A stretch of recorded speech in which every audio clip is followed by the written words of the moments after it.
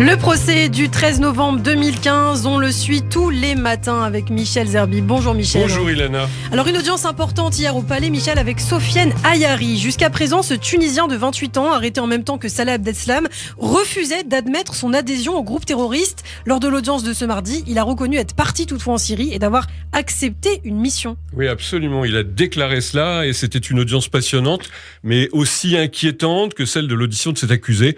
Et nous allons commencer aujourd'hui presque par la fin avec, je cite, « Il y a eu 5 semaines de témoignages, il y a eu des gens en colère, il y a eu une question qui est revenue souvent. Qu'est-ce qui se passe dans la tête de quelqu'un qui part de chez lui pour qu'il aille vers un pays en guerre ? Une femme est venue, elle ressemblait beaucoup à ma mère.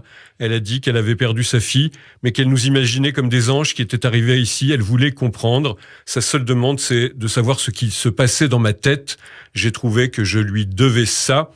Ça ne lui rendra pas sa fille, mais c'est la seule chose que je peux faire. » Celui qui parle, donc, c'est dans le box des accusés, c'est Sofiane Ayari, ce Tunisien de 28 ans qui a été arrêté en même temps que Salah Abdeslam en Belgique. Son ADN a été retrouvé dans plusieurs planques des terroristes en Belgique, justement. Il est soupçonné d'avoir voulu viser l'aéroport de Schiphol à Amsterdam le 13 novembre, un projet finalement avorté, on ne sait pas pourquoi. Également suspecté d'association de malfaiteurs terroristes dans le volet français. Ayari évoquait jusque-là son départ vers la Syrie en décembre 14 comme un vague projet. Et il avait nié avoir voulu rejoindre les rangs de Daesh. Athlétique, la barbe fournie. L'homme est très intelligent en vérité. Il parle un excellent français alors qu'on lui a mis un traducteur à ses côtés qui ne sert à rien. Alors lors de l'audience, il y a beaucoup de questions. Le président va se demander pendant un peu plus d'une heure ce qu'il a réellement fait du coup. Absolument. Ayari était étudiant quand il a rejoint l'État islamique en Syrie, courant décembre 2014. Il a combattu entre Homs et Palmyre. Gravement blessé à la mâchoire par une balle, il a été évacué à Raqqa. Et en Syrie, il a combattu, il a vu la mort autour de lui sur les champs de bataille.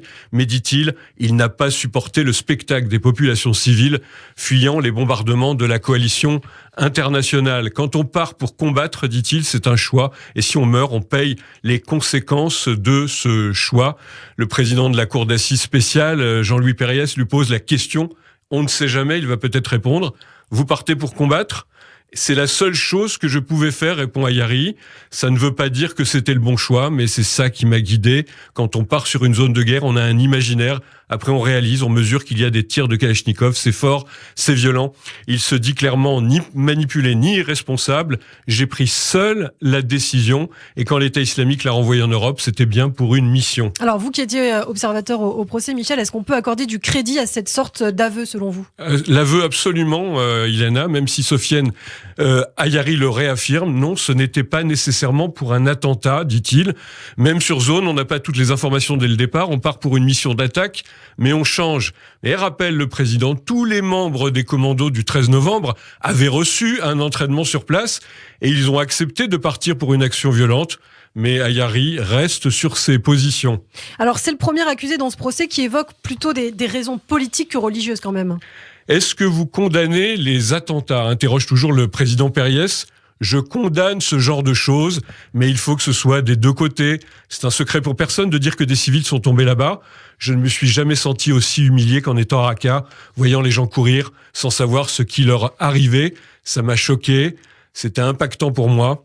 Il défend la thèse des attentats conçus dès 2014, écoutez bien, comme une vengeance anticipée pour des frappes qui auront lieu en septembre 2015. Discours alambiqué mais très subtil.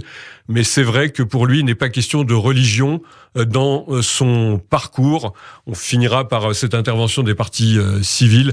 Gérard Chemla qui, au nom des victimes dans la salle, a remercié en quelque sorte qu'il ait pris la parole, qu'il ait parlé, qu'il ait essayé de donner des réponses. Merci beaucoup Michel Zerbi, qu'on retrouve au quotidien sur Radio J, le procès du 13 novembre 2015.